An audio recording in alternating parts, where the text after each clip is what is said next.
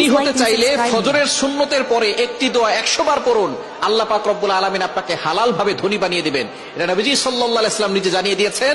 মুসনাদে আহমদের হাদিস, তাবরানী শরীফের হাদিস।